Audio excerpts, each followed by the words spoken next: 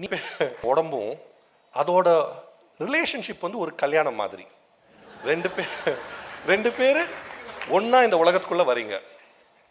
சின்ன வயசில் எப்படி நீங்கள் கல்யாணம் ஆன புதுசில் உங்கள் பொண்டாட்டி பேச்சை கேட்குறீங்களோ,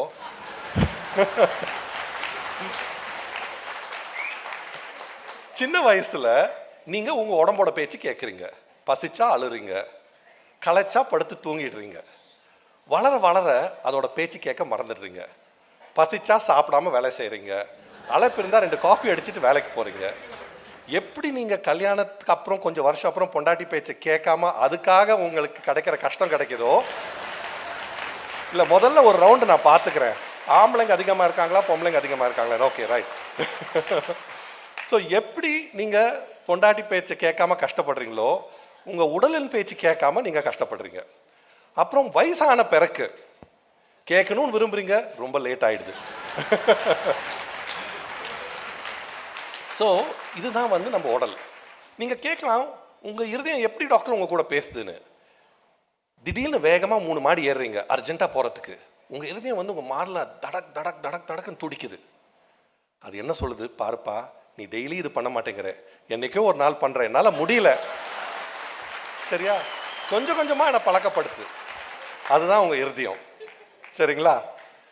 இப்போது அடுத்தது நான் வந்து நம்ம இருதயத்தை எப்படி பாதுகாக்கணும்னு சொல்கிறது வந்து ரொம்ப முக்கியம். இது வந்து ஒரு பெரிய சிதம்பர ரகசியம் இல்லை. எல்லாரும் சொல்லுவாங்க நீங்கள் எக்ஸசைஸ் பண்ணணும்னு. இந்த எக்ஸசைஸ் வந்து பெரிய விஷயம் இல்லை. அதுக்காக லட்சக்கணக்கான ஜிம் எக்யூப்மெண்ட் வாங்க தேவையில்லை. ஒரு நாளைக்கு 40 நிமிஷம் நிறுத்தி நீங்கள் போய் எக்ஸசைஸ் பண்ணணும், டிஷர்ட் ஷார்ட்ஸ் எல்லாம் போட்டு அதெல்லாம் ஒன்றும் அவசரம் இல்லை. நீங்கள் வேலைக்கு போகிறீங்க, நீங்கள் ஆஃபீஸ்லேருந்து ஒரு 10 நிமிஷம் தூரத்தில் வண்டியை நிறுத்துங்க, 10 நிமிஷம் நடந்து போயிடுங்க. மத்தியானம் ஒரு லஞ்சு சாப்பிட்டுட்டு உங்கள் ஃப்ரெண்ட்ஸோட டேபிளுக்கெல்லாம் ஒரு சின்ன வாக்கை போயிட்டு வந்து திருப்பி உட்காந்துருங்க. சாயந்தரம் எனிவே வண்டிக்கு நடந்தால் போகணும், 30 நிமிஷம் வாக் ஆச்சு. பஸ்ஸுக்கு கோயிலுக்கு பஸ்ஸில் போகிறீங்க. இல்லை, நம்ம பெரியவர் சொன்னது எல்லாம் ஒரு அர்த்தம் இருக்குது. ஏன் கோவிலுக்கு போகணும், ஏன் கோவிலை சுற்றணும், புண்ணியமும் கிடைக்கும் எக்ஸசைஸும் கிடைக்கும்.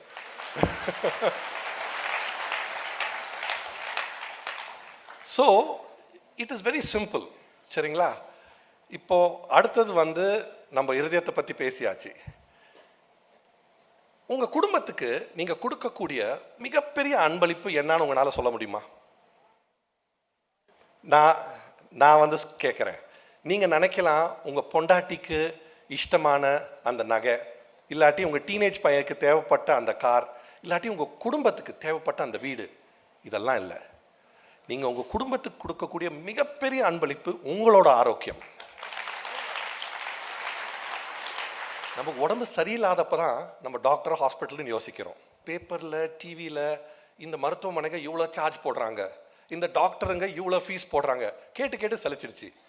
ஏன் என்னோட ஃப்ரெண்ட்ஸே சொல்லுவாங்க, டே சாய் நீ ஆன்ஜியோ பிளாஸ்டி பண்ணுறது இல்லடா, நீ 5 லட்சம் பிளாஸ்டி பண்ணுறேன்னு. பட் என்ன பண்ணுறது, when you want to use the best it is expensive.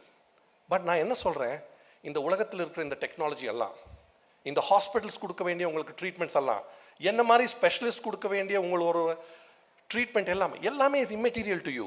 நீங்கள் உங்கள் உடம்பை பார்த்துக்கிட்டா, சரிங்களா. அண்ட் இதுக்கு வந்து ஒரு 5 ரூல்.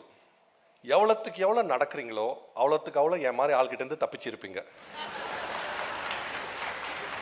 எவ்வளோத்துக்கு எவ்வளோ கம்மியாக சாப்பிட்றீங்களோ அவ்வளோத்துக்கு அவ்வளோ மருத்துவமனையிலேருந்து தூரமாக இருப்பீங்க.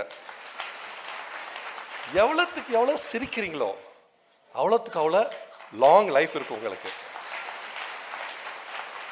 7 மணி நேரம் படுத்து தூங்குங்க. இப்போ உங்களுக்கு மலேரியா ஜுரம் இருந்தால் உங்களுக்கு ஜுரம் இருக்கும், கால் உடஞ்சா வலி இருக்கும்.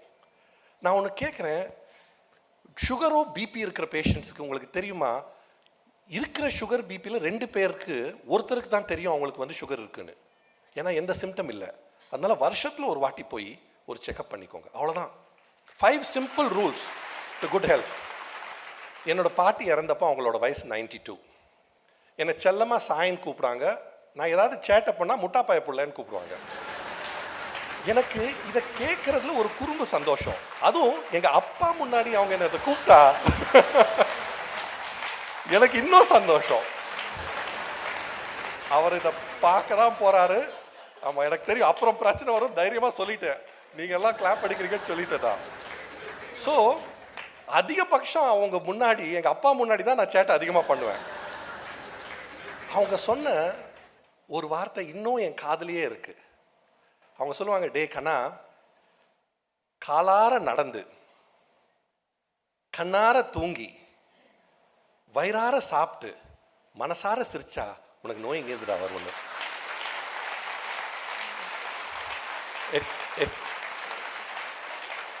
It was such a fabulous audience. It was such a pleasure being here. Thank you so much for listening to me. மிக நன்றி. Thank you. Doctor Sai Satish அவர்களுக்கு எங்களுடைய மனப்பூர்வமான நன்றியும் வாழ்த்துக்களும். எல்லாரும் அந்த 5 ரூல் ஃபாலோ பண்ணுவோம் இல்லையா? கண்டிப்பாக முக்கியமாக ஸ்டூடெண்ட்ஸ்கிட்ட கேட்குறது, அந்த 5 ரூலை எல்லாருமே